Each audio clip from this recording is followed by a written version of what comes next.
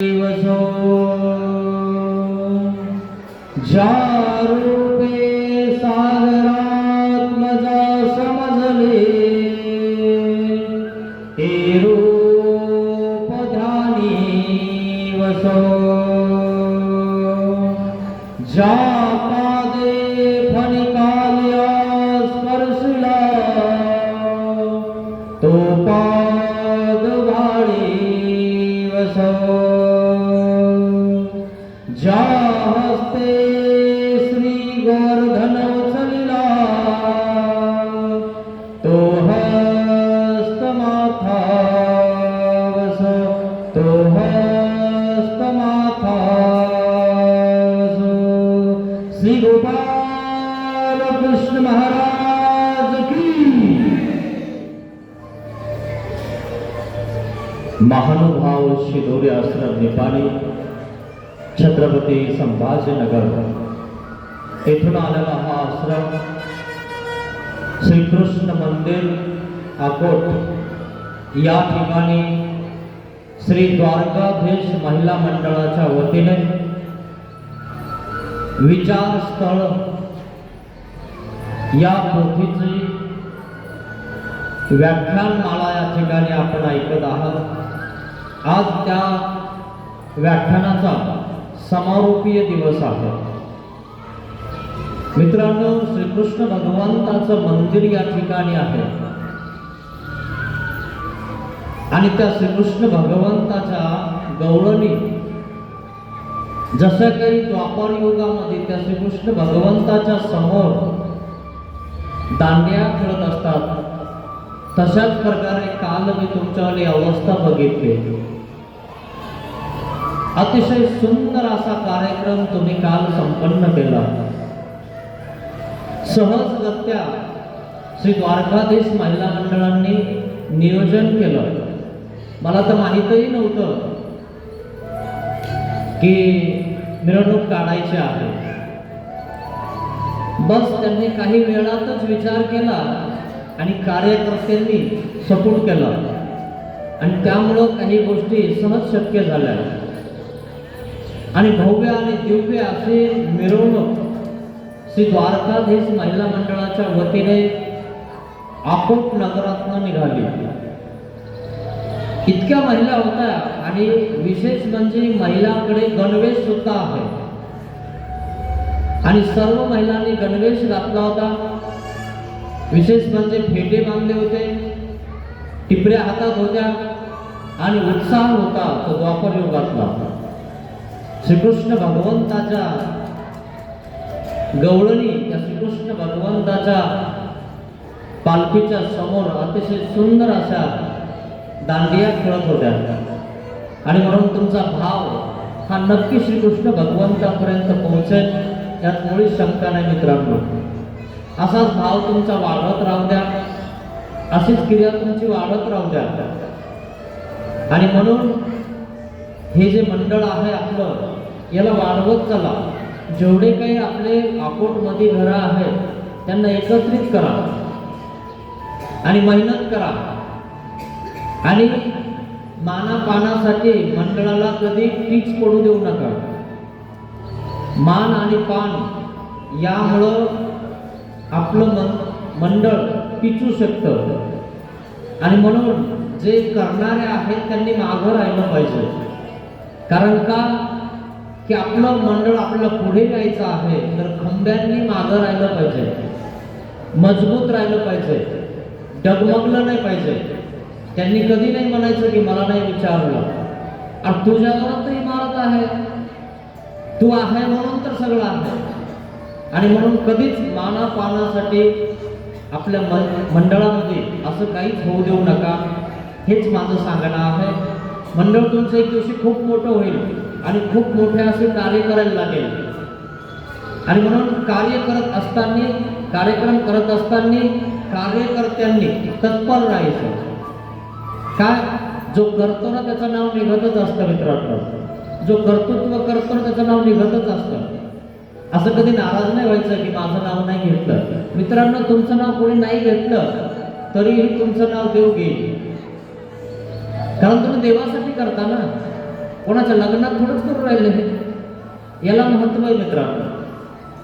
आणि म्हणून आपण सगळं करा, सगळं व्यवस्थित करा, असं काही नाही की कमी जास्त वगैरे काही, सगळं करा, फक्त मान आणि पान याला दूर ठेवा, हे सहन करा. एवढ्या गर्दीमध्ये कदाचित काही ना काहीतरी होऊन जात असतं, कोणीतरी बोलून जातं किंवा राहूनही जातं कोणी. तर आपण यांच्यासाठी राहिलो, पण देवासाठी थोडंच राहिलो. यांच्या मनातून आपण उतारलो किंवा एखाद्याला वाटतं तसं, पण देवाच्या मनातून थोडंच आपण उतरणार आहे. आणि म्हणून आपली जागा देवाजवळ तयार करा मित्रांनो. जो सेवादास्य करतो, कर्तृत्व करतो, तो ऑटोमॅटिकच दिसायला लागतो मित्रांनो. आणि म्हणून केलं पाहिजे मित्रांनो. मी तुम्हाला पहिल्या दिवसापासून सांगत आहे की तुम्ही करत राहा, केलं तर सगळं होतं. आणि म्हणून आमच्या स्वामींचं वचन आहे, कराल तर होईल किंगा, केलं तर होते. अतिशय सुंदर असा हा कार्यक्रम श्री द्वारकाधीश महिला मंडळाने या ठिकाणी केलेला आहे. त्यांचा भाव बघून मलाही काल असं वाटलं की कितीच या महिला सर्व सोडून जणू काही श्रीकृष्ण भगवंताच्या झालेल्या आहेत. अतिशय सुंदर असा अवसर कालचा तुम्ही मिरवणुकीचा काढला. देव सुद्धा प्रसन्न झाला असेल मित्रांनो. साधू संत आणि सर्व वासनिक मंडळी यांना जर चांगलं वाटत असेल, जनसमुदायाला जर सुख वाटत असेल, तर समजायचं देव सुद्धा पोचलेला आहे, देवाला सुद्धा आनंद झालेला आहे. म्हणून तर तुमच्या मनामनामध्ये, लोकांच्या तनातनामध्ये त्या ठिकाणी असं वाटायला लागतं की खरंच देवाची मिरवणूक चांगली निघाली असं वाटतं मित्रांनो. हे तुमचं कर्तृत्व आहे, त्याचं फळ तुम्हाला नक्की भेटणार आहे. तर मग अशा प्रकारे आपण कार्य केले तर देवाला आपण काय मागितलं पाहिजे ना? देवाला प्रेम मागितलं पाहिजे, देवाला मोक्ष मागितला पाहिजे. आता आपण खूप काही सेवादास्य केलं तर देवाकडनं आपल्याला हारच मागायचा का, शालच मागायची का? नाही मित्रांनो, हे तर कोणीही देऊन देईन तुम्हाला, काय कोणीही देईन आणि कितीही भेटेल, पण हे सगळं नासकं आहे मित्रांनो. ह्याच्यामध्ये अडकून राहू नका. हे नासकं आहे, कुचकं आहे, सडकं आहे. तुम्हाला तो पाहिजे असेल ना तर भाव इतका करा, इतका करा, जितका तुम्ही केलाय ना याला अजून वाढवा. हा भावच आहे. एवढी मोठी रांगोळ, फुलांच्या सडा, फुलांच्या रांगोळ्या, हे सर्व जे केलंय ना तुम्ही, हा तुमचा भाव आहे. काय? आणि भाव आणि एक फळ दे. भाव जर वाढवला ना तर वरची वरची देवता भाव स्वीकारत असते. आणि तुम्ही तर परमेश्वराचा भाव करत आहात. आणि देवाने पण स्पष्ट म्हटलं, भावेहीन तो दैवहीन आहे. म्हणून भाव वाढवा मित्रांनो. ही प्रतिकारांता तुमची परमेश्वराजवळ जाईल. एक दिवशी तुम्ही परमेश्वराची मिरवणूक काढणार, परमेश्वराच्या मिरवणुकीमध्ये तुम्हाला नाचण्याचा आनंद भेटणार. ही प्रतिकारांता आहे मित्रांनो. इथूनच आपण परमेश्वरापर्यंत पोहोचतो. हाच एकमेव द्वितीय रस्ता आहे. जर समजा तुम्ही तो रस्ता नाही निवडला, भाव वाढवला आणि स्वार्थपर मागून घेतलं, देवा मला हे दे, देवा मला ते दे, है ना, माझं मुलाचं होऊ दे, मुलीचं होऊ दे, मुलगी नोकरीला लागू दे, मुलगा लागू दे, देव देऊन देईल, पण तुमच्यावर बँक बॅलन्स संपून जाईल. तुमचं हे बँक बॅलन्स तुम्ही करत असताना ते संपतं. नाही संपलं तर ते तुम्ही मेल्यावर लोक भांडणं करतात. पण तुमच्या जवळचं जे बँक बॅलन्स आहे ना, तुम्ही हे जे केलं नाही खल्ली कष्ट, सेवादास्य, हे कोणीच घेत नाही. हे फक्त परमेश्वराजवळ असतं. ज्या वेळेस तुम्ही कधी दुःखामध्ये जाणार ना, त्यावेळेस परमेश्वर तुमच्यावर खातं बघतात, माझ्यासाठी याने काय केलेलं आहे. त्यावेळेस परमेश्वर तुम्हाला नरकात नाही जाऊ देणार मित्रांनो. आणि म्हणून हा भाव वाढवा. पण कसा वाढवायचा आहे? निर्हेतुक. मला तू पाहिजे, मला देव पाहिजे, मान नको, शाल नको, हार नको, मला तू पाहिजे. आणि म्हणून अशी एक कथा मी तुम्हाला श्री दत्तात्रय महाराजांची सांगणार आहे. खूप सुंदर आहे. जर समजा तुम्ही मागून घेतलं तर काही देव देतात, देव प्रसन्न होतात. जसं आता देव तुमच्यावर प्रसन्न झाल्यासारखे आहे. कारण देवाची मिरवणूक आपण अतिशय उत्तम प्रकारे काढली. खूप सडा रांगोळीचा काढला. सर्व तुम्ही सर्वस्व देवाला दिलं आणि म्हणून देव प्रसन्न होतो. सेवेनेच प्रसन्न होतो, तशीच कथा सांगणार आहे. पण मित्रांनो, मागत असताना लक्षात ठेवा की देवा मला तू पाहिजे, धन दौलत काही नको, मला तू पाहिजे, मला मोक्ष पाहिजे, हे मागा. हे तुम्हाला सहज भेटून जाईल मित्रांनो. तुम्ही जर चांगलं कार्य करत असाल, देवधर्म करत असाल, तर तुम्हाला कोणी देऊन देईन चालता चालता. हे हार तुरे जे काही नाही, चालता चालता भेटून जाईल तुम्हाला. काही अर्थ नाही याच्यामध्ये. आपलं ध्येय काय आहे की परमेश्वर प्राप्त करणं, हे आपलं ध्येय आहे. आणि म्हणून एक कथा सांगणारे श्री दत्तात्रय महाराजांची, तीच कशी आहे ते आपल्याला बघायचे आहे. सहस्त्रार्जुना वर प्रदान,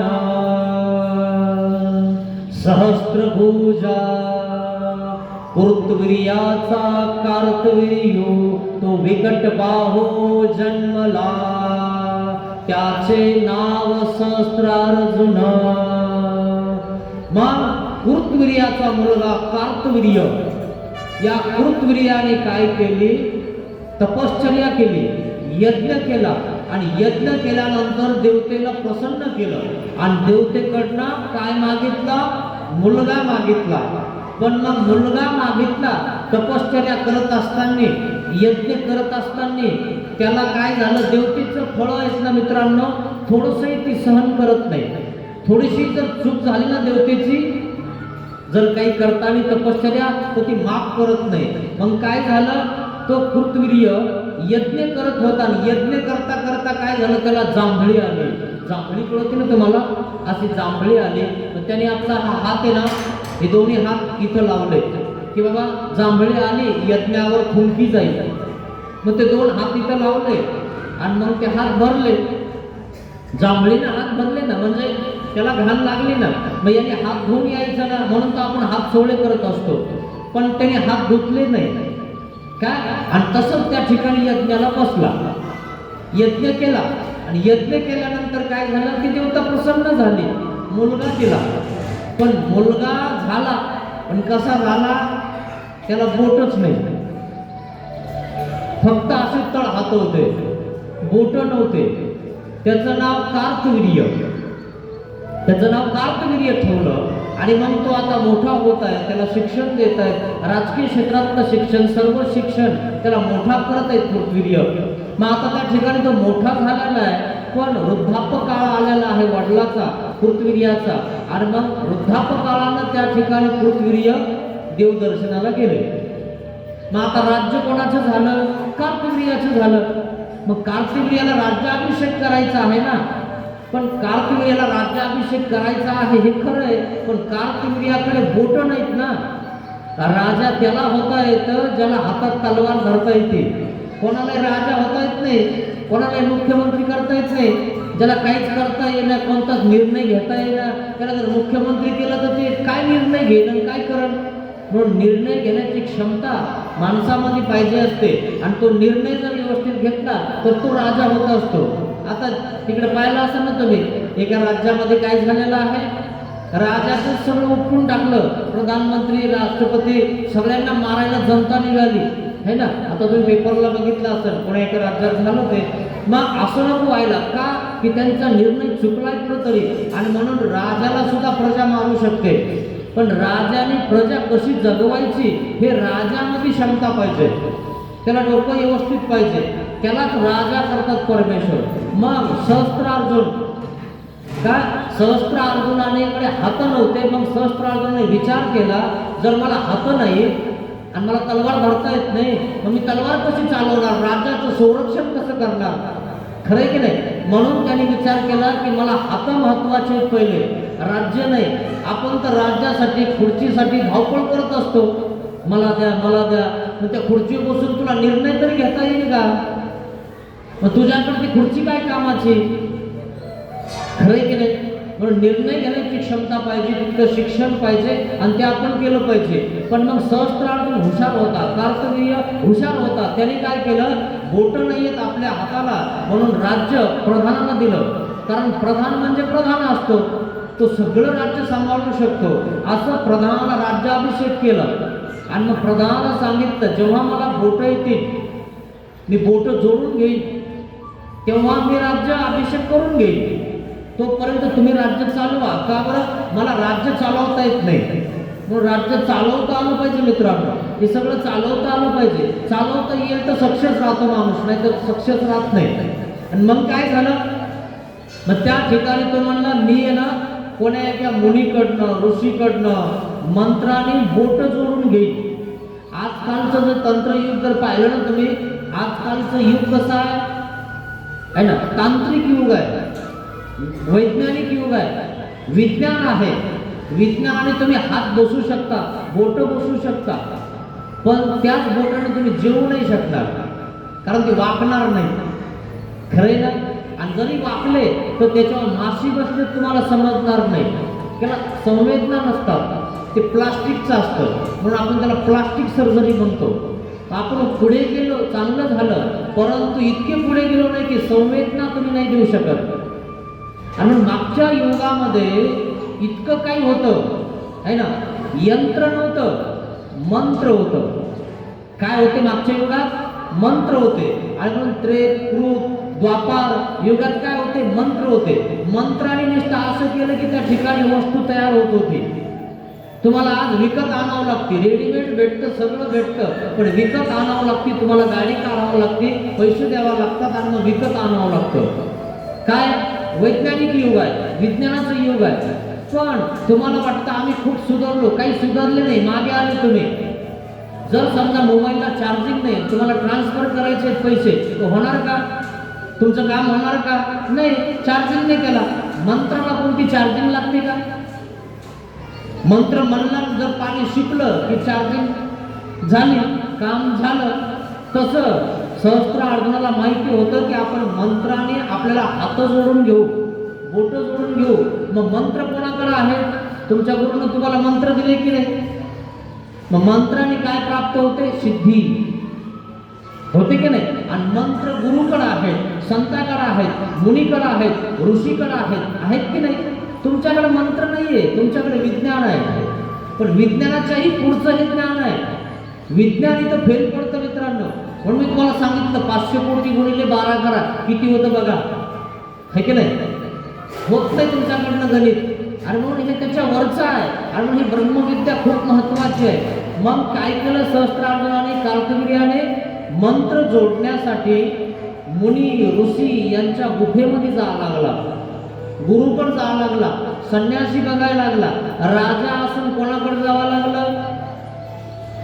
संन्यासाकडे जावं लागलं, ऋषीकडे जावं लागलं आणि प्रार्थना करावं लागली की मला काहीतरी मंत्र द्या, की मला बोटा आले पाहिजे. खरंय की नाही? आणि म्हणून तो बघत आहे सगळ्या सह्याद्रीच्या रांगावर, त्यांनी ते बघितलं, पण त्याला कुठंच काही दिसत नाहीये. मग सगळ्या आश्रमात गेला, मठात गेला, वेगवेगळ्या प्रकारच्या आश्रम मठ आहेत त्या ठिकाणी तो गेला, बघितलं कसं आहे, काय आहे, पण त्याला तिथं काही खरं नाही वाटलं, निघाला आहे ना. पण तो म्हणला नाही की इथं काही खरं नाही, जे आहे ते आपल्याला काय करायचं. पण आपण दुसरा आपल्याला असा गुरु बघू, दुसरा असा ऋषी बघू, दुसरा असा आपण त्या ठिकाणी बघून तो तपस्वी असला पाहिजे, त्यांनी मंत्र आपल्याला दिला की आपल्याला बोट आले पाहिजे, असा गुरु बघू. आणि म्हणून तो गुरु शोधत आहे. आणि मग निघाला सह्याद्रीच्या रांगावर आणि निघत आहे. कुठंच त्याला कोणत्याच गुफेमध्ये एकही साधू संत मुनी ऋषी व्यवस्थितरित्या त्याला भेटलेले नाहीये. त्याची मनोकामना पूर्ण करणारा कोणी भेटला नाही. मग असं करता करता तो कुठं पोहोचला? सह्याद्री पर्वतावर पोहोचला, माहूर या ठिकाणी पोहोचला.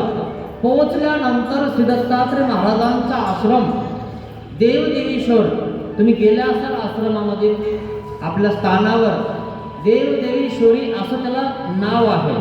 तिथं देवल ऋषीचं काय आहे? लिंग आहे. त्या देवल ऋषीनं ते लिंग इतकं मोठं केलं होतं की त्या ठिकाणी देवता सुद्धा घाबरल्या होत्या, सगळे घाबरले होते. शेवटी विनंती केली दत्तात्रय महाराजांना की महाराज आमचं संरक्षण करा, नाहीतर हा देवळ ऋषी आमच्यावर राज्य करील. अहो, देवतावर सुद्धा राज्य करण्याची ताकद या ऋषीत आहे. तुम्ही ऋषींना कमी नका समजत जाऊ, त्या लुंगीला कमी नका समजत जाऊ. ती लुंगी जर झटकली ना काही निघून जाईल आणि काही होऊन जाईल. पण आपण लुंगीकडे बघून काही बोलायला लागतो मित्रांनो. देवल ऋषी कसे होते तुम्हाला माहिती आहे, इतिहास वाचत जा मित्रांनो, तेव्हा आपण सुधारतो की नेमकं काय आहे.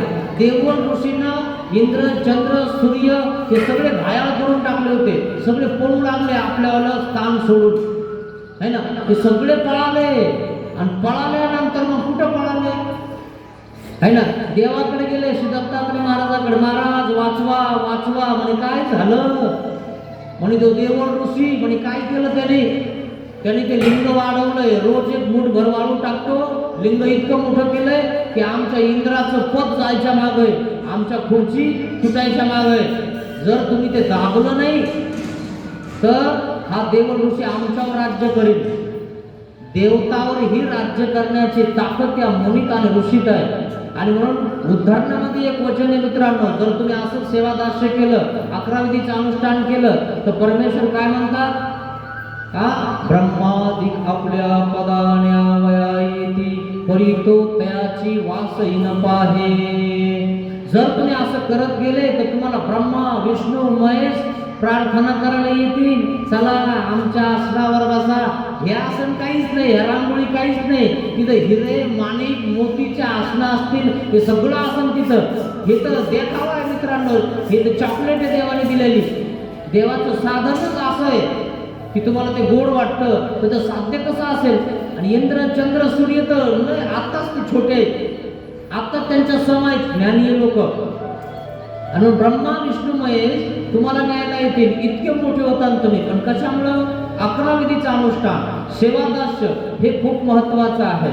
आणि म्हणून या सहस्त्रार्जुनाने कार्तवीर्याने काय केलेलं आहे, गेला कुठं, सह्याद्री पर्वतावर गेला. देवदेवीश्वरी, देवदेवीश्वरी नाव का पडलं, देवल ऋषी कोणाची तपश्चर्या करत होते, लिंगाची. लिंग वाढवलं आणि म्हणून लिंग तसंच ठेवलं. 3.5 हात श्री दत्तात्रय महाराजांनी. नाव काय ठेवलं, देवदेवीश्वरी. देवल ऋषीचं शौरी म्हणजे लिंग, समजतं ना तुम्हाला. आणि म्हणून देवदेवीश्वरी नाव ठेवलं देवल ऋषीचं. आणि त्याच्यावर खून ठेवली म्हणे, महाराज हे 3.5 हात राहू द्या आणि रोज इथं निद्रेला या, हीच माझी विनंती आहे. मी काही करत नाही देवतेला. म्हणजे देवता घाबरतात की तपस्व्यांना. जे तपस्या करतात तर त्यांना देवता ढाळायला येतात. उठ उठ है ना, त्याला उठवतात.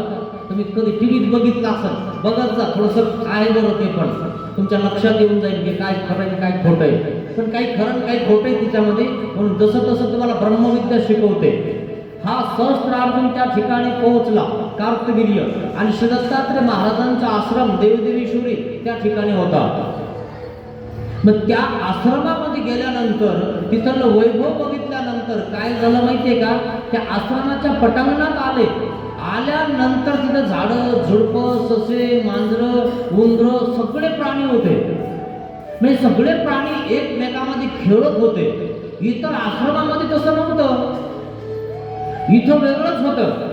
इथं दुश्मन एकमेकात खेळत होते. कोण, दुश्मन. दुश्मन कोण आहे, सगळ्यात जास्त वैर कोणाचं आहे प्राण्यामध्ये, मांजरीचं आणि उंदराचं आहे. जर मांजर तुमच्या घरामध्ये बसलेली असेल तर इतकी झडप घालते ना की उंदीर कधी धरते तुम्हाला कळतच नाही. मग अशा आहे मांजरी उंदर श्री दत्तात्रय महाराजांच्या त्या देवदेवीश्वरी त्या ठिकाणी आहे. हा कार्तवीर्य तिथं पोहोचल्यानंतर बघितल्यानंतर म्हटलं, अरे इथल्या आश्रमाच्या अंगणामध्ये जर दुश्मन एकमेकांमध्ये खेळतात तर हा आश्रम कसा असेल. खरे की नाही, दुश्मन आहेत ना ते उंदीर मांजर, पण कसे खेळत आहेत. जसे आपल्या एखाद्या लहान कुत्र्याची पिल्ले कशी खेळतात तसे खेळायला लागले. किती आनंद आहे. दुश्मन तिथे एकमेकात खेळतो. आणि म्हणून तो त्या ठिकाणी पोहोचला. आणि पोहोचल्यानंतर कार्तवीर्य काय म्हणतो, इथले जे बाबा आहेत, इथले जे ऋषी आहेत, श्री दत्तात्रय महाराज आहेत, त्यांची भक्ती करणं गरजेचं आहे. कारण त्यांच्यामुळं आपल्याला बोट येऊ शकतात. कारण इथं सात्विकता आहे, इथं काहीतरी वेगळं आहे. आणि म्हणून तो त्या ठिकाणी त्या आश्रमात राहतो. आणि राहिल्यानंतर काय करतो, श्री दत्तात्रय महाराजांची सेवा करतो.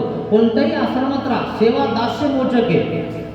तुम्ही जर आश्रमात गेले नुसतं खाऊन झोपायला लागले तर फेडावं लागेल ना, बैल होऊन फेडावं लागेल. तुमच्या घरचे तुम्हाला फुकट खाऊ घालत नाही. आहे ना, नाही चालता फिरता येत तर म्हणतात काठी जवळ राहू द्या, आहे ना, कुत्रा आत जाईल दरुजातच बसा. खरंय की नाही?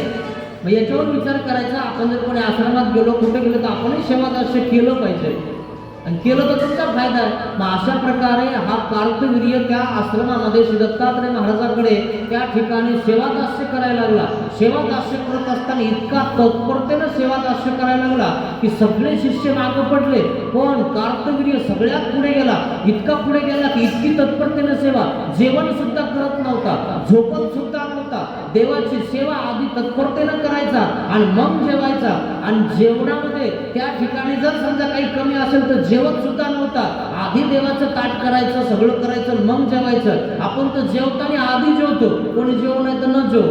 हा संस्कार नाही, हा कुसंस्कार आहे. आणि म्हणून कधी जेवायचं हे पण आपल्याला कळालं पाहिजे की आपला पती जेवल्याशिवाय आपण घरी जेवत नाही. आता एखादी संस्कारित नाही तर ती आधीच जेवून बसती, खरे की नाही? आणि म्हणून आपला घरचा धनी जेवल्याशिवाय जेवत नसतात, आणि म्हणून देव जेवल्याशिवाय आपण जेवत नाही. आणि म्हणून देवाचा उपहार आपण दाखवला, पंचावतार आज आपण केले, आणि आपण मग त्या प्रकारे आपले गुरु आहेत, संत आहेत, यांना जेव घालतो आणि मग देवाला जेव घालतो. तशा प्रकारे तो कार्तवीर्य त्या ठिकाणी सेवादास्य करत आहे. सेवादास्य करताना इतकी तत्परता, स्नानाला पाणी काढतो, उलटी करतो, चंदन उगाळतो, धूप दाखवतो, अगरबत्ती दाखवतो, सगळं व्यवस्थित करतो, आणि मग पंचांग धूप दाखवतो. अशा प्रकारे तो सहस्त्रार्जुन त्या ठिकाणी सेवा करत आहे. अशी सेवा करत असताना एक दिवशी त्यांनी श्री दत्तात्रय महाराजांना स्नान घातलं. स्नान घातल्यानंतर त्या ठिकाणी कपड्याने श्रीमूर्ती पुसून घेतले. पुसून घेतल्यानंतर केशकळाप ओले होते, आणि केशकळापाला धूप द्यायचं होतं. आपण देत असतो ना त्या उदाच्या, त्या उदाने असं धूप देत असतो.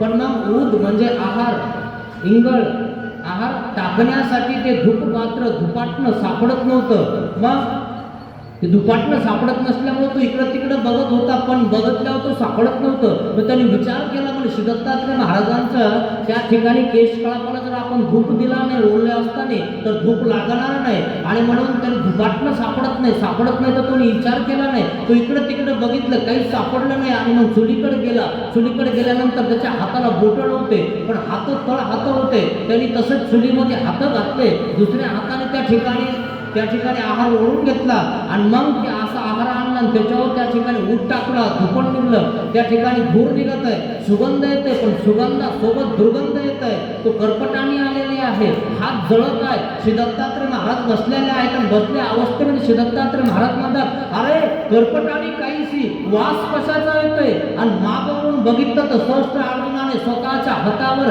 काय घेतलेलं आहे, इंगळ घेतलेलं आहे, आहार घेतलेले आहे, त्याच्यावर त्या ठिकाणी ऊट टाकलेलं आहे, धूप दाखवत आहे. आणि मग त्या ठिकाणी देव म्हणतात, अरे सांडी माग प्रसन्न झालो हो, प्रसन्न झालो मी तुझ्यावर, सांडून दे.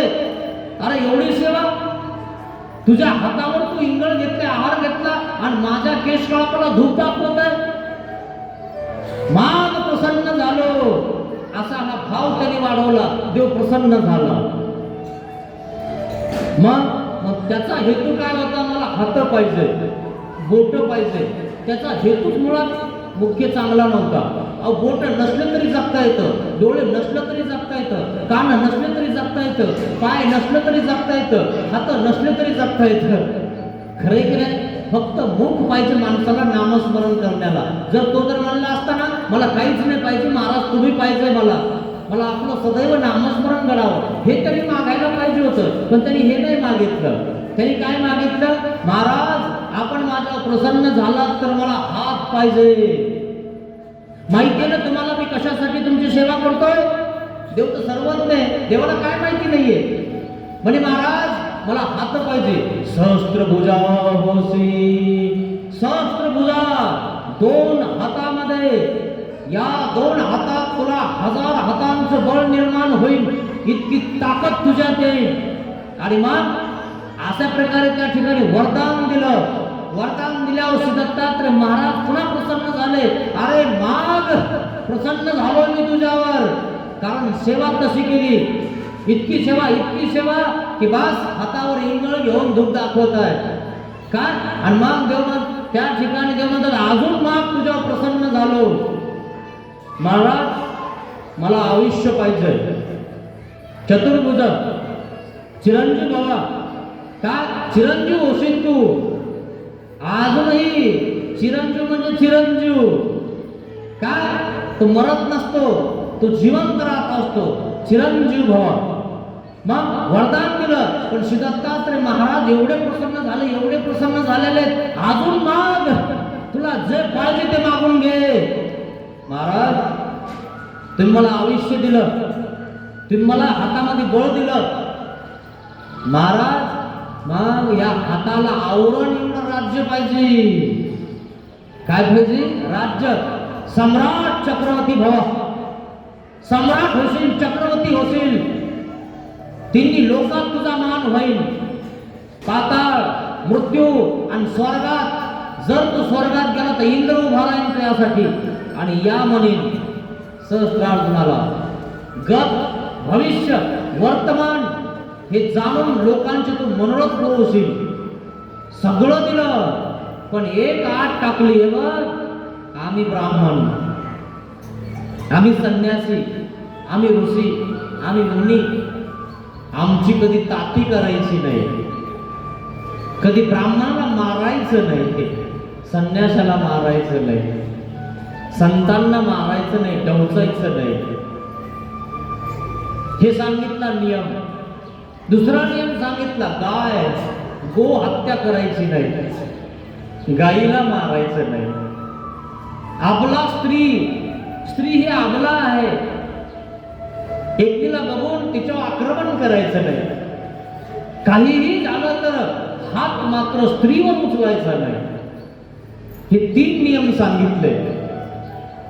आणि मग ठीक आहे महाराज, हे 3 नियम मी कटाक्षाने पाळेन, आशीर्वाद द्या महाराज. देवाने 3 वरदान देऊन टाकले. तथास्तु. दिले वरदान. आता याला बोट आले, हातात तलवार आली, हातात बळ आलं, सम्राट चक्रवर्ती होणार आहे, त्याला कोणीच अडवू शकत नाही, इतकी ताकद त्याच्यात आहे. आणि पुन्हा तो चिरंजीव आहे, कोणी मारू शकत नाही. पण मारणार कधी? हे 3 जर सोबत घडले, काय जर त्यांनी गाईला मारलं, स्त्रीला मारलं, संन्यासाला मारलं, तर तुझं काही शिल्लक राहणार नाही. का? हे नियम सांगितले. जर हे तुला घडलं ना, तो संपलं. विनाशकाले विपरीत बुद्धी, असा प्रकार झाला मित्रांनो. आणि मग मैकावती राज्यामध्ये निरोप पोहोचला. त्याचं सहस्त्रार्जुन असं नाव ठेवण्यात आलं. त्याचं नाव कार्तिकीय होतं, पण आता सहस्त्रार्जुन ठेवलेलं आहे. मग असा हा सहस्त्रार्जुन मैकावती राज्यामध्ये परत चाललेला आहे. परत जात आहे. राजाला समजलं, प्रधानमंत्र्याला समजलं की बाबा आपला राजा राजकुमार परत येत आहे. अतिशय सुंदर असं सैन्य निवडलं, चतुरंग सैन्य निवडलं. आणि राजाला आणण्यासाठी घोडे, हत्ती, उंट सगळे समोर आलेले आहेत. राजा येत आहेत, आता राजा होणार आहे तो. तू तर मांडलिक राजा होता, मी येतो तोपर्यंत तू थांब. जसा कोण होता मांडलिक राजा? धृतराष्ट्र. आंधळा असून मांडलिक होता, खरं की नाही? पण त्याला सोडा वाटत नव्हतं, आंधळा असून बी. असे काही आंधळे तुम्हाला सांगतो, काही जमत नाही, काही येत नाही, पण तुम्हाला सांगतो असे पक्के धरून बसताना खुर्चीला चिटकून बसता गोचडासारखं, खरंय. आणि म्हणून त्या पांडूला त्या ठिकाणी असं झालं, त्याला श्राप भेटला आणि तो श्राप संपला. नंतरची कथा खूप मोठी आहे, पण असा प्रकार आहे मित्रांनो. आणि म्हणून असं चिटकून बसू नका कशाला. संपलं ना, चला देव धर्म करा, जेव्हाची तेव्हा द्या सोडून ते. प्रत्येक क्षणी त्यागू लय भेटणार आहे असं आपल्याला, है की नाही? अशा प्रकारे त्या सहस्त्रार्जुनाने केलं नाही. सहस्त्रार्जुन गेला, खूप मोठा अवसर झाला, गुड्या तोरणे बस बँड वाजत आहे, खूप मोठी मिरवणूक निघालेली आणि अतिशय उत्तम असा त्या ठिकाणी अवसर बघून सहस्त्रार्जुन राज्याभिषेक केला, सम्राट चक्रवर्ती झाला. कोण? सहस्त्रार्जुन. सहस्त्रार्जुन नाव झालं त्याचं. आणि ब्राह्मण लोकांना दान देतोय, संतांना दान देतोय, लोकांचे मनोरथ पुरवतोय, खूप खूप चांगला वागत आहे. कारण अजून तो चांगला आहे, तपस्वी आहे. आता तपश्चर्या करून आला ना, माणूस धीरे धीरे मळत असतो मित्रांनो. काय होतं? धीरे धीरे त्याला गच्छंती येऊन जाते. कशामुळं? कोणाला त्या अभिमानामुळं किंवा धन दौलतमुळं आपण सहज एखाद्याला बोलून देतो काहीतरी, आणि त्या बोलण्यामुळं, त्या अभिमानामुळं माणूस खड्ड्यात जातो. मग त्याचा अभिमान वाढला. कोण काय करतंय, मला कोणता राजा आपल्याला शरण येत नाही, चला आक्रमण करा त्याच्यावर. राजाचं कामच असतं राज्य जिंकणं, आणि त्याला वरदान भेटलेलं आहे सम्राट चक्रवर्ती भव. मग सम्राट चक्रवर्ती भव म्हणलं तर सगळ्यांना जिंकून घेतलं त्यांनी. या कोणाचा मायका पुढे कोणी यायला तयार नाही, सगळेजण टोप खाली ठेवतात. राजन तुम्ही सांगता ते आम्ही करू. हा ठीक आहे मग बसा त्या गादीवर तुम्ही. मांडलिक राजे केले सगळे, सम्राट चक्रवर्ती झाला. बरेच दिवस राज्य चांगलं केलं. मग पण राजे लोकांना हुकी येते. हुकी कळते ना तुम्हाला? म्हणजे जास्त झाले की माणसाला काय येतं, आपण साध्या सुध्या हॉटेलमध्ये जातो ना, तर हा मोठ्या हॉटेलमध्ये जातो. आपल्यालाही जास्त झालं की आपण तसंच करायला लागतो. लय झालं म्हणे आता खूप आहे ना, काय कमी आहे, अरे हो द्या आहे ना. मग जास्त झाले की टाकायलाही लागतो, काही करायला लागतो आहे ना. म्हणून जास्तही नाही पाहिजे मित्रांनो. जे आहे त्याच्यात समाधान माना. काही अर्थाने जास्त असेल हा आनंद नाही भेटत. तुम्ही खूप मोठे लीडर आहेत, खूप आमदार खासदार आहेत, मी तर रांगोळी काढणार का तुम्ही, झाडू काढणार का तुम्ही, मी तर माझ्यासमोर बसणार का तुम्ही, नाही बसणार तुम्ही. तुम्ही लय मोठे आहेत ना, आणि मोठे झाल्यावर तुम्हाला असं छोट्या लोकांत नाही वागा वाटत आहे ना. म्हणजे टाकणारे, खाणारे, पिणारे, बुटं घालणारे आहे ना, असेच भेटतं तुम्हाला आहे ना. मग ते खाताने सुद्धा काढत नाही, अशी काही लोक असतात. असा प्रकार आहे. म्हणून जास्तही नको म्हणा देवा आम्हाला, कमीही नको आम्हाला, मधला रस्ता दाखव आहे ना.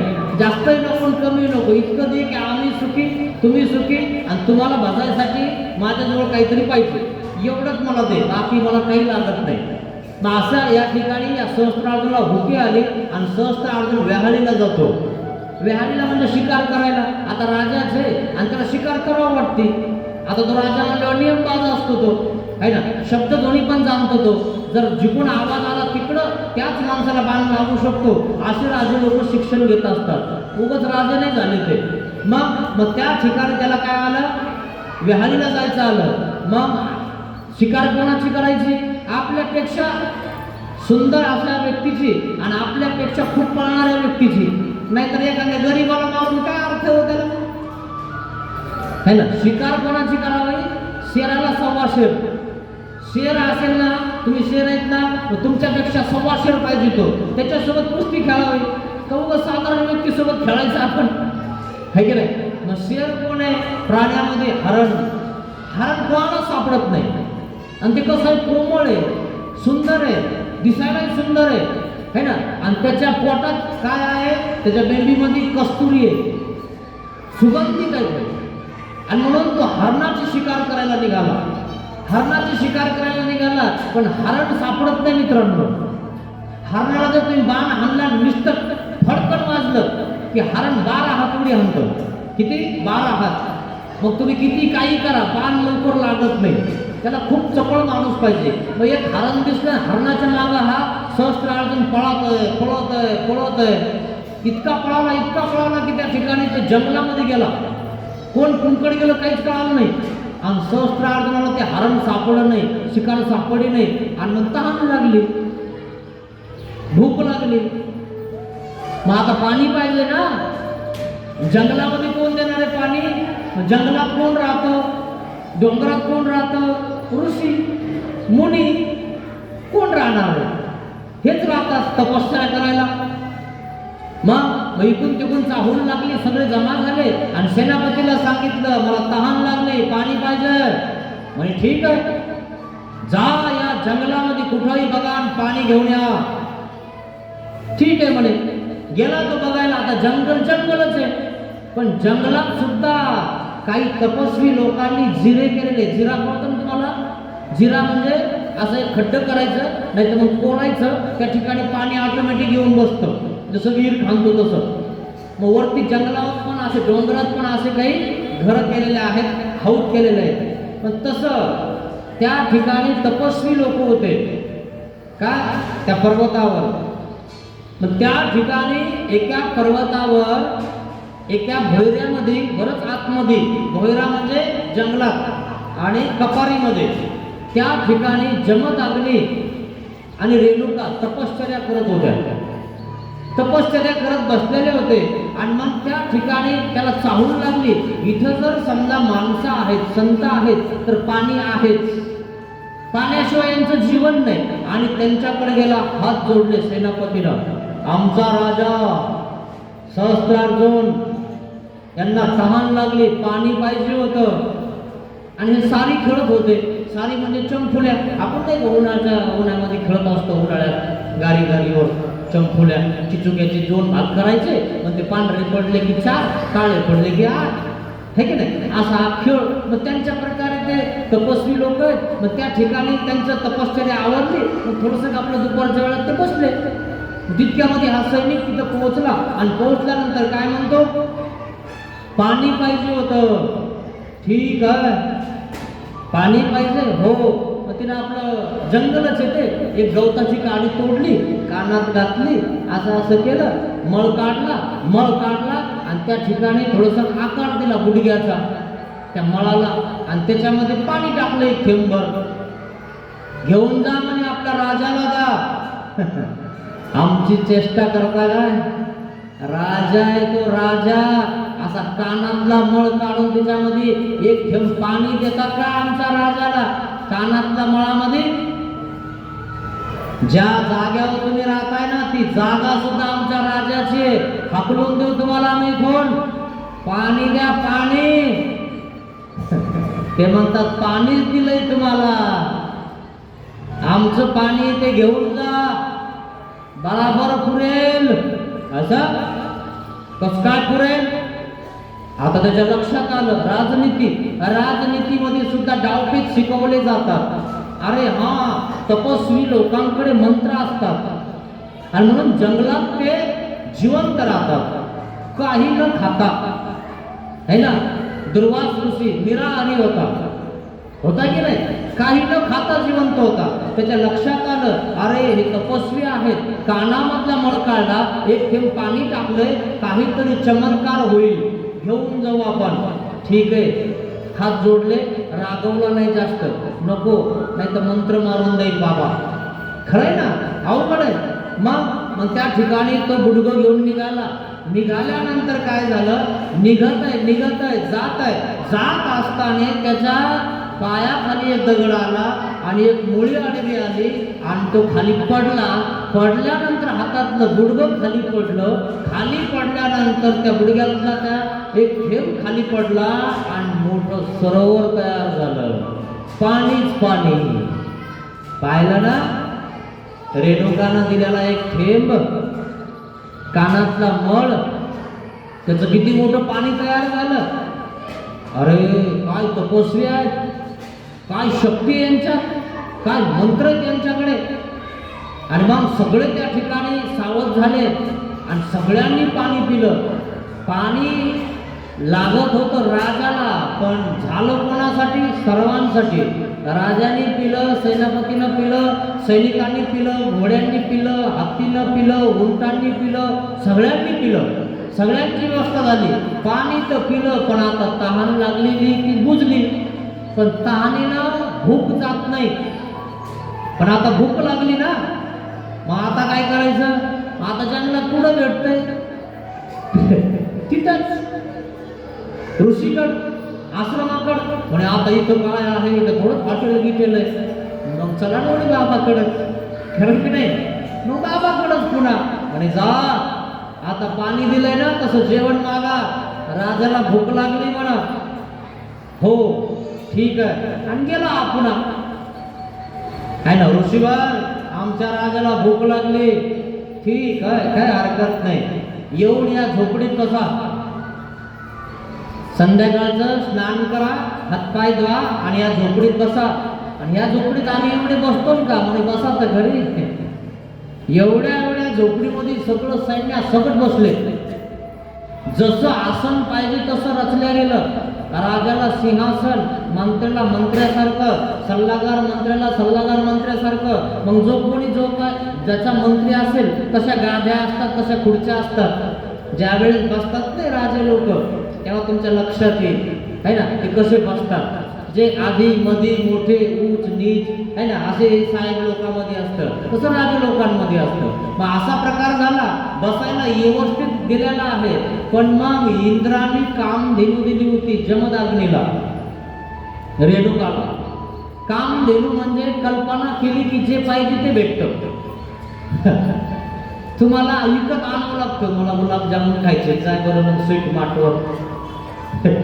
अजून दुसरं काही खायचं असेल तर मग नाही, हे का नाही आणलं, जा अजून जातो, पुन्हा घेऊन येतो, अजून जातो, पुन्हा घेऊन येतो. म्हणजे तुमचं काय आहे ना, मंत्र आहेत का तुमच्याकडे? तुम्हाला जावं लागतं, कष्ट करावं लागतं आणि तुम्हाला चावावं लागतं, खावं लागतं. तिथं चावायची गरज नाही.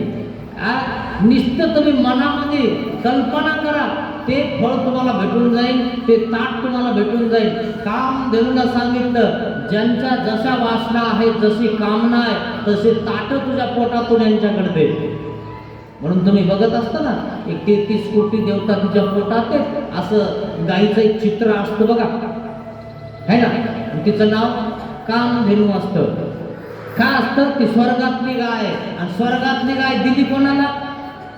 जमदाग्नीला. कशी दिली? आनंद दिली. आनंद गाय कळते का तुम्हाला? तुमच्या बापाने दिली असेल तुम्हाला, है ना.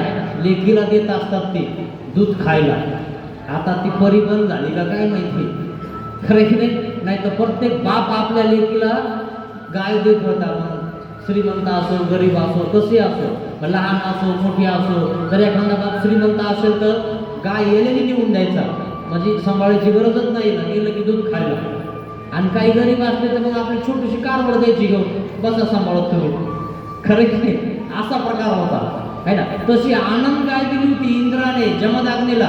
आणि मग त्या ठिकाणी ते पदार्थ निष्पन्न झाले, एकदम सोजवळ पदार्थ, इतके गोड लागायला लागले. इतकं खाल्लं. आणि मग खाल्ल्यानंतर हात धुतले राजाने, सगळ्यांनी हात धुतले. आणि मग विचार करायला लागले, राजाजवळचे चमचे, है ना, त्याला आज तुम्ही काय म्हणतात? पिये म्हणतात. पिये म्हणजे लय जवळचा, पेणारा, खाणारा, माझ्या सोबतचा, असे काही पिये असतात राजाचे. त्याला याच्यामध्ये सासोळे म्हणतात. सासोळे म्हणजे चमचे. आपल्या राजाला कानात सांगतात, तर असंच दिसतंय, ओढवायचं नाही रे, जाऊ दे, नाही येतलंय, मला काम दिला, है की नाही. याला काम दिला म्हणून राजाचं डोकं भणकून टाकतो. राजा नाही याचं कामच करून टाकला. पाहिलं तुम्ही, असे आहेत आजकालचे राजे, दुसऱ्याचं ऐकणारे, है ना, त्या चमच्याचं ऐकणारे. म्हणून चमच्याचं कधी ऐकत जाऊ नका. तो चमचा काय करतो माहितीये का? त्याच्यातला एक घास काढतो, याच्यातला एक घास काढतो, याच्यातला एक घास काढतो, याच्यातला एक काढतो आणि त्याच्या ताटात घेतो. आणि म्हणून हे चमच्यापासून सावध राहा मित्रांनो. हे चमचे आपल्या कानात काही टाकून देतील आणि आपल्यावर डोकं भयकून देतील आणि आपलं त्यांचं बिघडून देतील. खरंय ना. अहो, आपला संसार नीट व्हावा नाही म्हणून एखादा व्यक्ती आपल्याला काहीतरी कानात सांगत असतो. तुला माहित नाही, तू घरी नसतो, काय नसतो, तुला काही कळतं का? तुला डोकं आहे का काही? काय झालं म्हणजे असं झालं, तिचं डोकंच गेलं, है की नाही. म्हणजे वाटोळं कोणी केलं? या चमच्यांनी केलं. म्हणून नीट राहा मित्रांनो, या चमच्यांचं कधी ऐकायचं नाही का, लोकांचं कधी ऐकायचं नाही. लोकांचं ऐकून आपलं घर चालवायचं असतं का? ऐकावे जनाचे, करावे ते मनाचे, आणि मनाचेही न करावे ते शास्त्राचे. शास्त्रात सांगितलं ते करायचं, लोकांनी सांगितलं ते करायचं नाही. आपण काय मेंढ्या आहेत काय लोकांनी सांगावं आपण करावं? मेंढ्याने एक मेंढीने उडी मारली, दुसरी मारते. आपण माणसं आहेत, आपल्याला डोकं आहे, आपल्याला बुद्धी आहे. लोकांच्या डोक्याने नाही चालायचं का? शास्त्रज्ञ काय म्हणतात, शास्त्र काय म्हणतं, पुराण काय म्हणतं, या हिसाबाने चालायचं. पण हे एवढी मोठी तपश्चर्या केली, श्री दत्तात्रय महाराजांना प्रसन्न केलं आणि एका चमच्याने चमचा टाकून गेला कानात. म्हणे राजन, म्हणे काय ही गाय लय भारी आहे म्हणे. बरं, मग ही गाय आपल्या राजवाड्यासमोर पाहिजे. आता राजवाड्यात काही कमी आहे काय? राजवाड्यात गाई कमी आहेत का? माणसं कमी आहेत, दासा कमी आहेत, राण्या कमी आहेत का? अहो, किती बी आहेत ना तिथं का नाही. पण संताची गाय आवडली, म्हणे याच्याकडून मागून घ्या. नाही रे म्हणे, संतांना आपण मागायचं असतं का, त्यांना द्यायचं असतं. यांना एवढी भारी गाय काय करायची, एवढी चांगली, मग मागून घ्या म्हणे तुम्ही. बरं ठीक आहे म्हणे, मागून घेऊ, देऊन देईन आपल्याला. आणि मग सहस्त्रार्जुन पोहोचला कुठं, जमदग्नीकडे. म्हणे मुनिवर ऋषी, आम्हाला एक तुमच्याकडनं वस्तू पाहिजे. आमच्याकडनं वस्तू आम्ही काही देत नाही, आम्ही प्रसाद देत असतो किंवा आशीर्वाद देतो. आम्ही वस्तू देत नाही कारण आमच्याकडे एकही वस्तू नाही. आमच्याकडे काय वस्तू आहे, जे दिल्यात त्या सगळ्या तुमच्यासारख्याने दिल्यात. आणि तुम्ही आम्हाला द्यायला पाहिजे का मागायला पाहिजे? आम्हाला फक्त आशीर्वाद मागा, दान नका मागू आम्हाला. तुम्ही दान द्या आम्हाला, तुम्ही राजे आहेत ना, मग तुम्ही दान द्यायला पाहिजे का दान घ्यायला पाहिजे? राजाचा वर हात असतो का संताचा असतो? राजाचा वर हात असतो, संतांना जगवतो आणि जनतेलाही तो जगवतो, तो राजा आहे. आणि तो राजा जर हात पुढे करत असल मला काही द्या, तर तो राजा आहे का? है ना? मग त्याने हात असे दोन्ही जोडावं आणि म्हणावं गुरुला, संताला, मुनीला, ऋषीला मला आशीर्वाद द्या. आशीर्वाद देऊ शकतो, पण दुसरं आमच्याकडे द्यायला काहीच नाही. म्हणे आहे ना. म्हणे काय आहे? हे चमचा बोलायला लागला मधामध्ये. चमचा, चमचा काय म्हणतो? ही गाय आहे ना म्हणे तुमच्याकडे. म्हणे काय? खाल्लं पिल्लं तुम्ही आमच्या गायीवर उलटले म्हणे, खाऊन पिऊन लय गोड लागली म्हणे आमची गाय तुम्हाला. म्हणे ती गाय माझी नाहीये, इंद्राने आनंद दिलेली गाय आहे. आणि आनंद दिलेली गाय आम्ही अशी दान दिलेली गाय दुसऱ्याला दान देत नाही आम्ही. तुम्ही दान दिलेली गाय मागता काय? आता ते शांत बसला राजा. आता जो राजा आहे ना, राजाला सरळ सरळ अत्याचार करता येत नाही. मग कोणाचा राजा करतो अत्याचार, पण कोणाकडून करतो?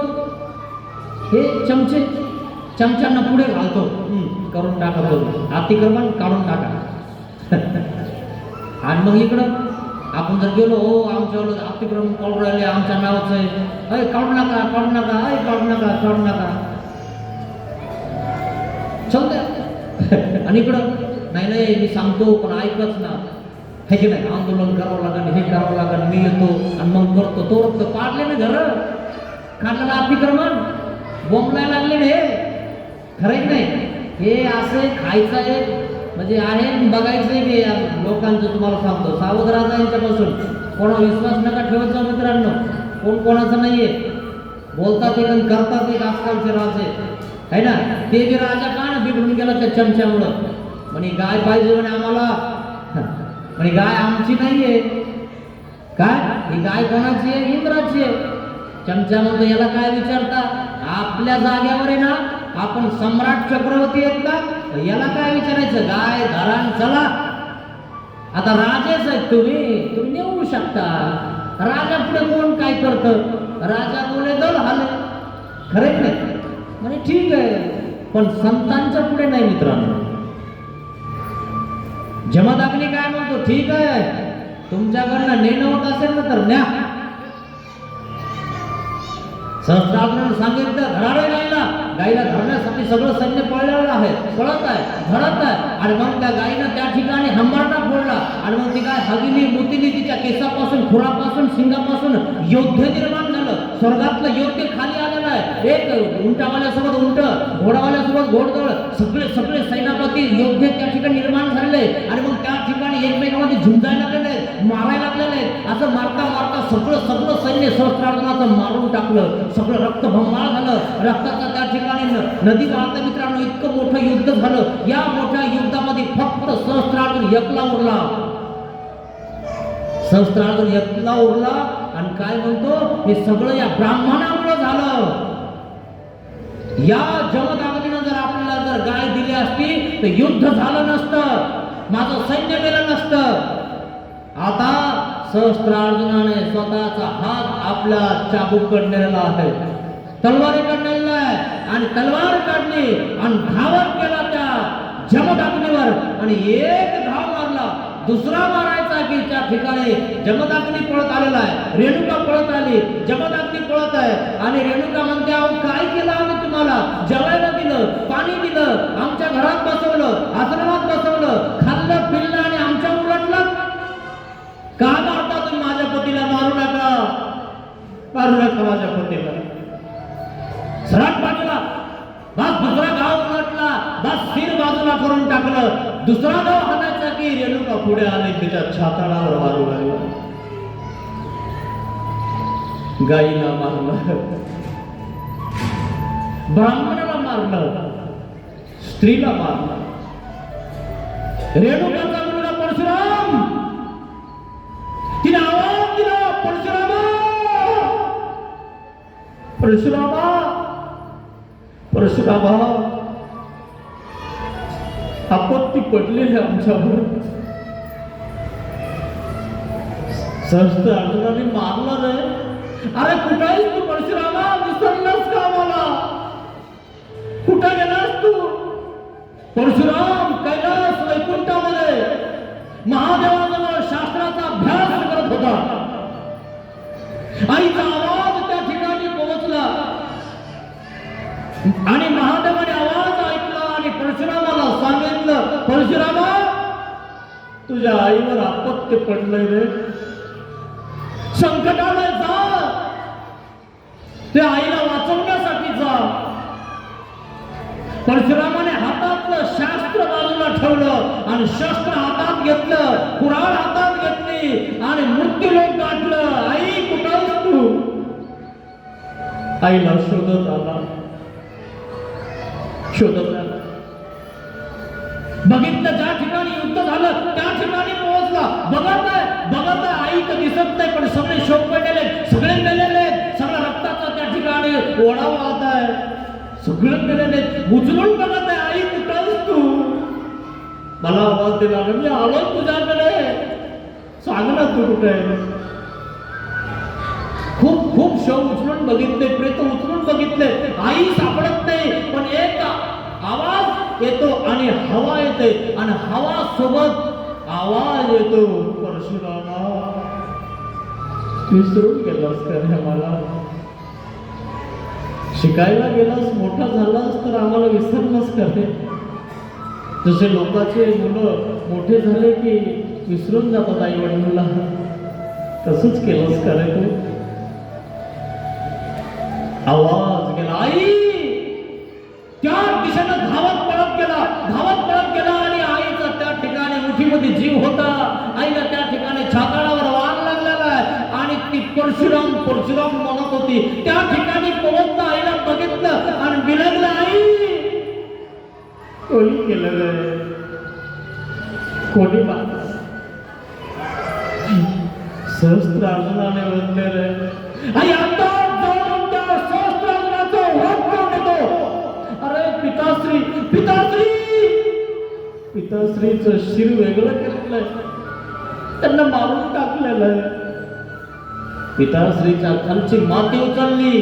पिताश्री, ही पृथ्वी 21 वेळेस मी क्षत्रिय करून टाकन आणि ब्राह्मण लोकांना दान देऊन टाकन, तेव्हा स्वतःला परशुराम म्हणेल, तुम्हाला ज्यांनी मारलंय ना त्याचा बदला घेतल्याशिवाय मी सोडणार नाही.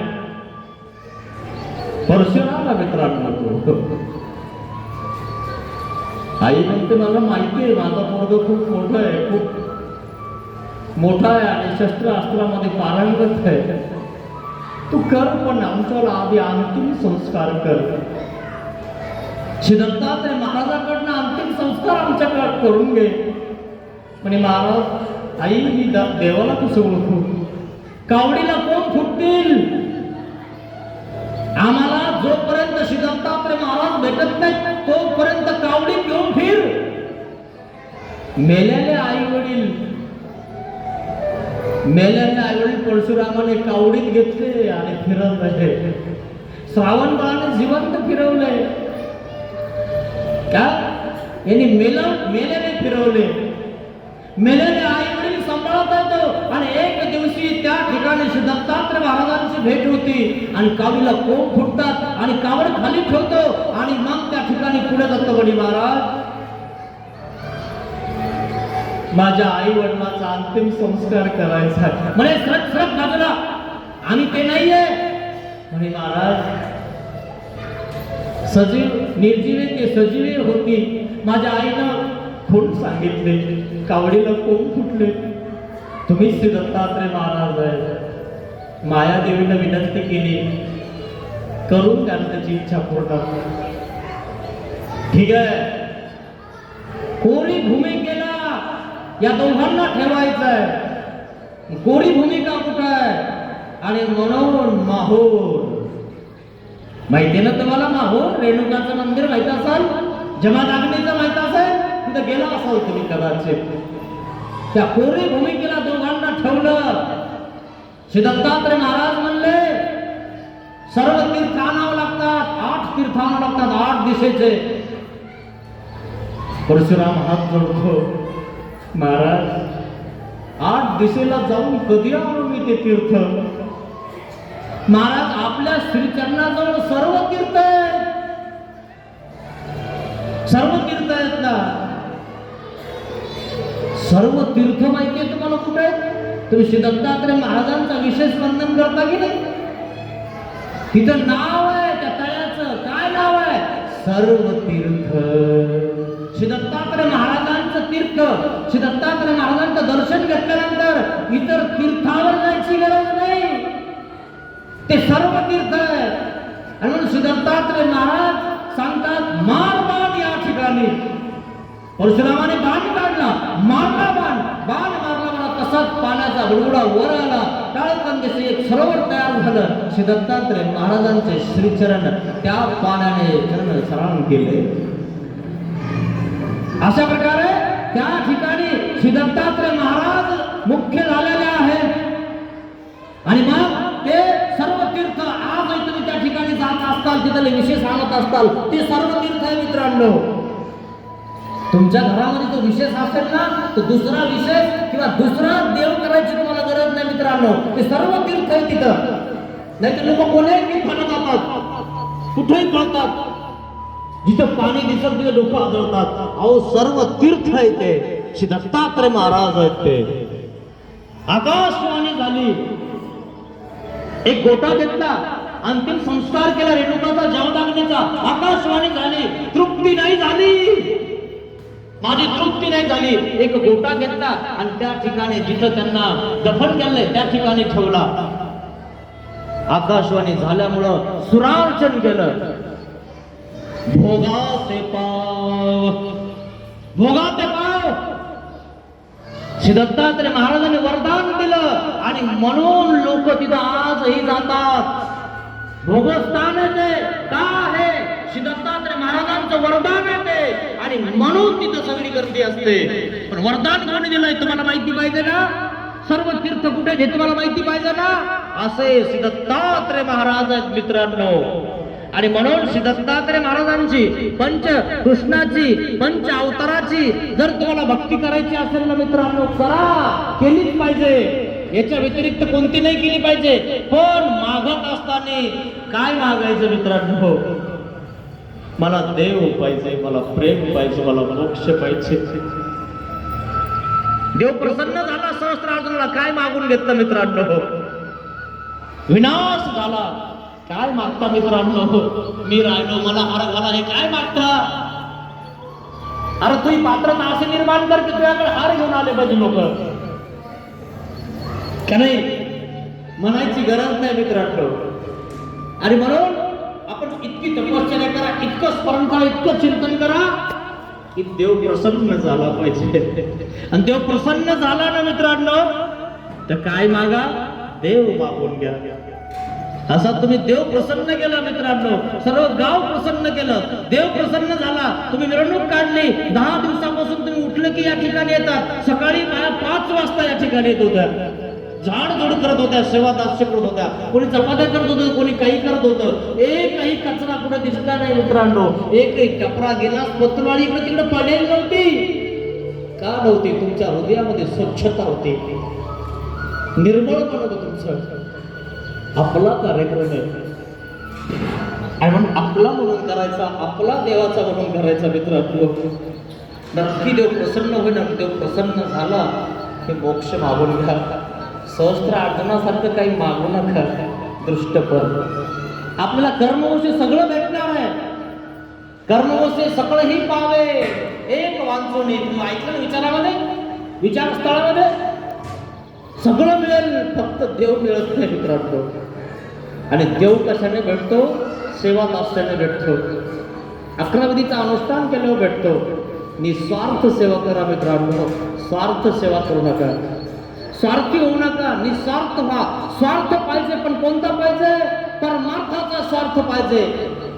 तो खरा आपल्या जीवनाचा अर्थ आहे, तो परमेश्वर.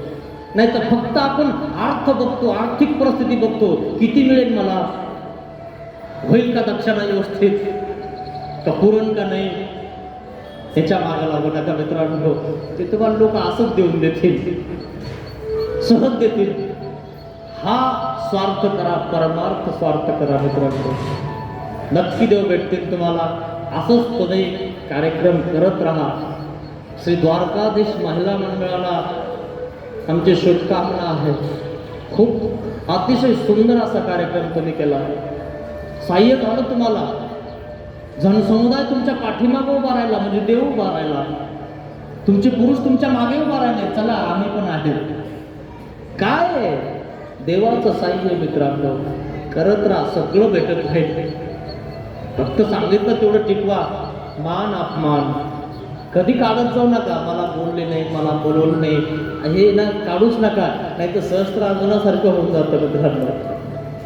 घरकानं गाठा असं होऊन जाईल. म्हणून सदैव सेवा दास्य तुम्हाला घडो, असाच सत्संग घडो. म्हणून त्या देवाला प्रार्थना करतो. सुसंगती सदा घडो, सुजन वाक्य कानी पडो, कलंक मतीचा झडो, विषय सर्वथा नावडो, सदंग्री कमळी दडो, मुरडिता हटाणे अडो, योग घडता रडो, मन भव चरित्री जळो, मन भव चरित्री जळो. श्री गोपाल कृष्ण महाराज की जय. श्री दत्तात्रेय महाराज की जय. श्री चक्रपाणी महाराज की जय. श्री गोविंद प्रभु महाराज की जय. सर्व श्री चक्रधर